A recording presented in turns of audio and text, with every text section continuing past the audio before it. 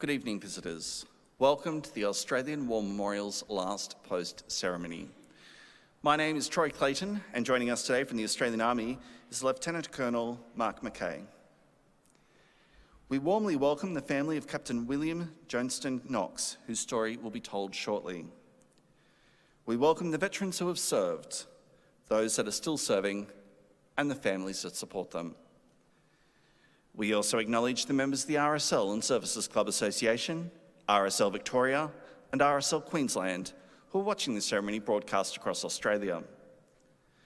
During this evening's ceremony, wreaths will be laid at the base of the Pool of Reflection by family and visitors to the memorial.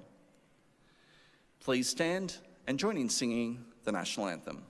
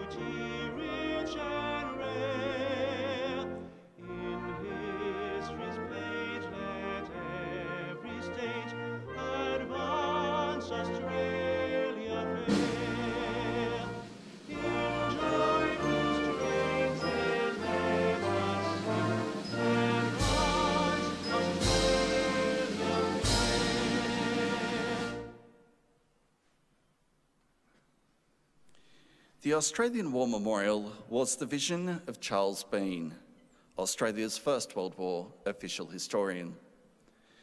Bean landed with the Australian troops on Gallipoli and stayed with them at the front through to the end of the war. The idea of this national memorial and museum came to him at Pozières, France, in the depths of the bloody fighting of 1916. Bean's idea was that this would be a place where families and friends could mourn their loved ones buried in faraway places. It would also be a place that could help all Australians understand what these men and women had endured and what they had done for us. Bean's vision, to which we remain true, is best expressed as inscribed in the entrance to the memorial's galleries. Here is their spirit, in the heart of the land they loved, and here we guard the record which they themselves made. Tonight, we will read the story behind just one of those on the Roll of Honour, which lists the names of more than 102,000 men and women who have given their lives for us in war and operations for more than a century. But first we present a lament, Flowers of the Forest. Wreaths or floral tributes will now be laid at the base of the Pool of Reflection.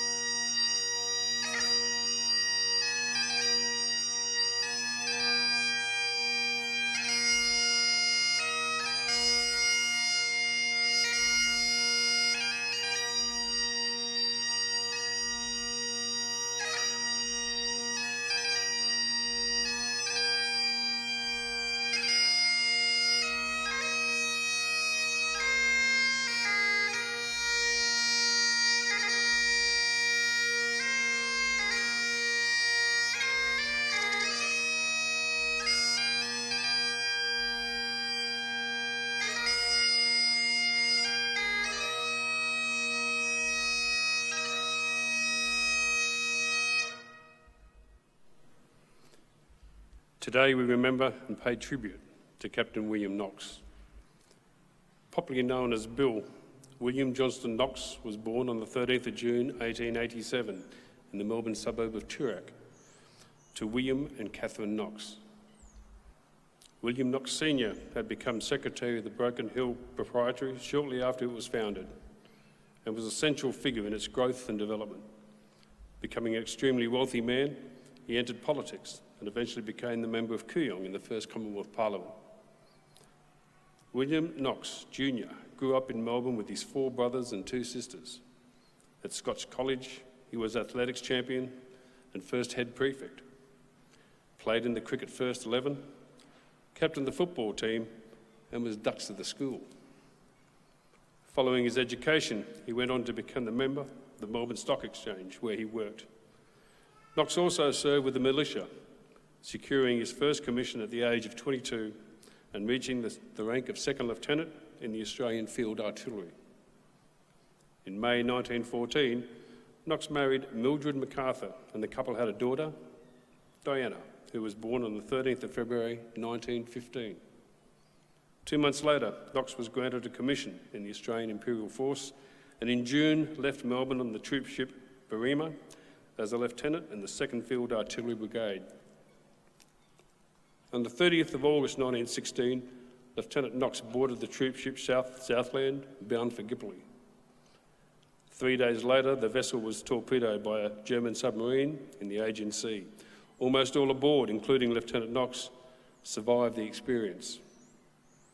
Knox went on to serve on Gallipoli until the evacuation in December, returning to Egypt as the AIF underwent a major restructure and effectively doubled in size.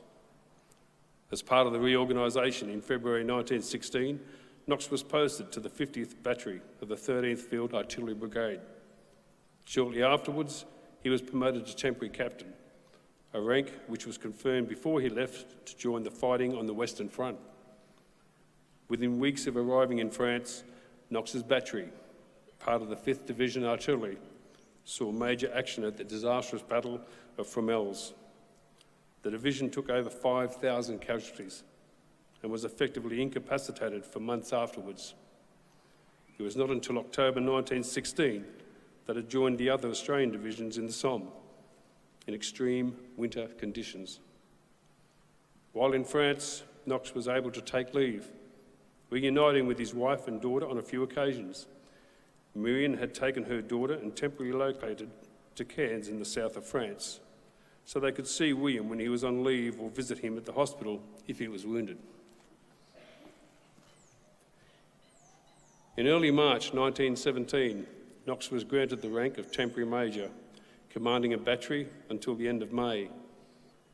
At this time, the 5th Division was involved in the closing stages of the Second Battle of Bullecourt. In June, Knox's battery was still in the Bullecourt area when it was heavily shelled by the enemy. A direct hit on one of the guns set the camouflage netting above them on fire. This threatened to set their ammunition store ablaze and risked all lives all nearby.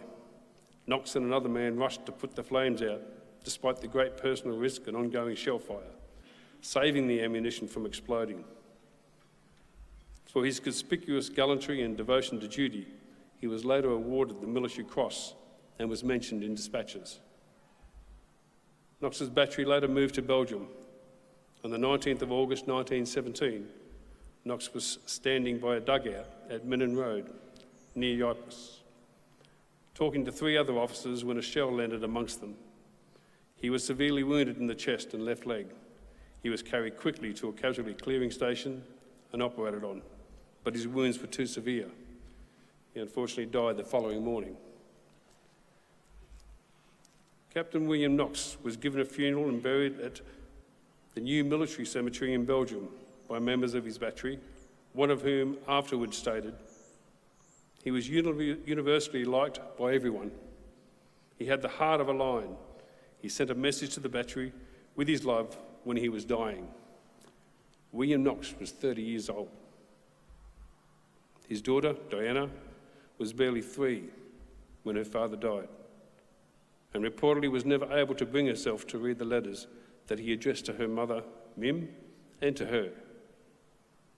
but these have been passed down through the family and cherished for many years. William Knox's name is listed on the Roll of Honour on my right, among more than 60,000 Australians who died while serving in the First World War. This is but one of the many stories of service and sacrifice told here at the Australian War Memorial. We now remember Captain William Knox, who gave his life for us, for our freedoms, and in the hope of a better world.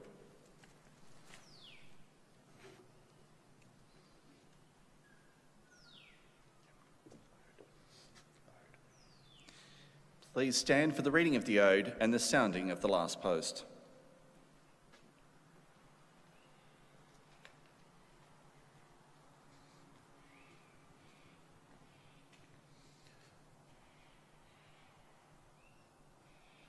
They shall not grow old as we that left grow old. Age shall not weary them, nor the years condemn. For at the going down of the sun and in the morn, we shall remember them.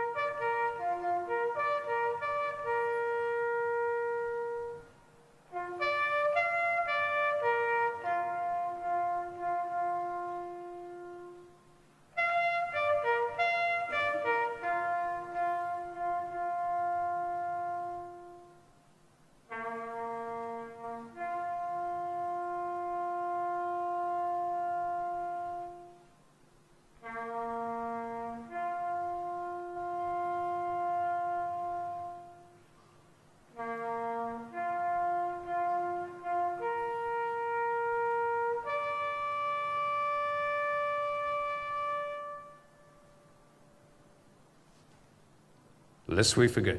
Lest we forget.